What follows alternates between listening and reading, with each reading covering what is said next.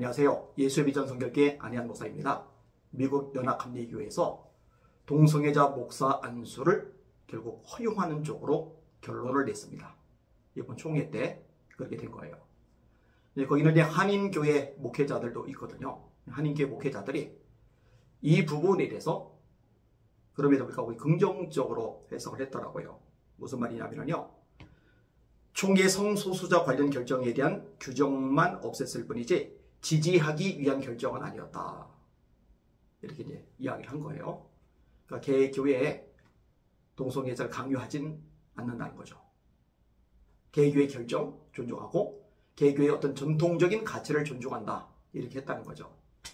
그럼에도 불구하고 저는 좀 안타깝습니다.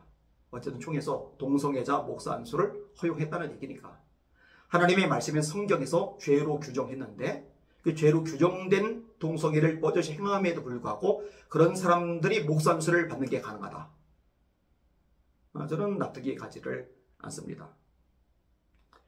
한인 목회자 협회에서 이렇게 서신을 썼더라고요. 이번 총회에서는 많은 안건이 다뤄졌지만 가장 주목할 만한 결정은 오랫동안 갈등과 논쟁이 되어왔던 성소수자에 대한 규정을 없애는 것이다. 그것은 동성애 관련 제한적 언어를 없애는 것과 스스로 동성애자라고 밝힌 목회 후보자의 안수 금지 조항을 삭제한 것, 그리고 동성 결혼식을 집례한 목회자에 대한 처벌 조항을 삭제한 것 등이었다. 하지만 총회에서는 성소수자에 대한 제한 규정을 없앴을 뿐 이를 지지하는 문구로 대체하지 않기로 결정했다.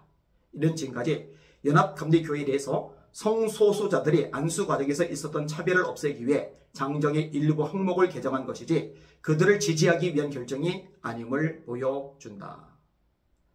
이런 식의 공동목회 서신은 타협이라는 생각밖에 안 듭니다. 이번 총회의 결정을 통해 우리가 분명히 기억해야 할 것은 성소수자에 대한 규정을 없애는 것과 동시에 그로 인해 발생할 수 있는 여러 역차별을 방지하고 전통적 신앙을 지키는 교회와 목회자들을 보호하기 위한 사항들을 함께 의결했다는 것이다. 그 보호사항을 예로 들었더라고요. 첫째, 감독은 개체 교회들의 신앙 전통에 맞는 목회자를 파송한다. 신앙 전통이 동성애 목회자를 원하지 않는다. 동성애는 주례하는 걸 원하지 않는다. 그럼 거기에 맞는 동성애를 반대하는 목회자를 보낸다.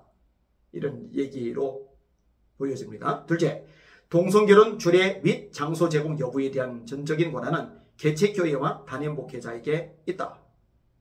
이 총회에서 간섭하지 않고 개교회에서 동성결혼 주례를 서거나 서지 않거나 장소를 빌려주거나 빌려주지 않거나 이건 개교회의 권한에 맡긴다.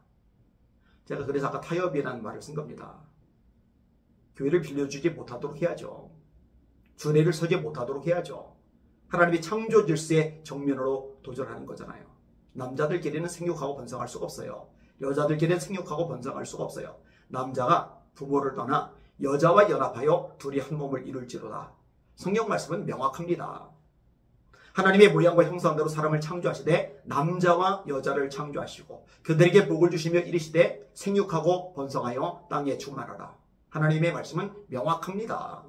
남자끼리 no, 여자끼리 no.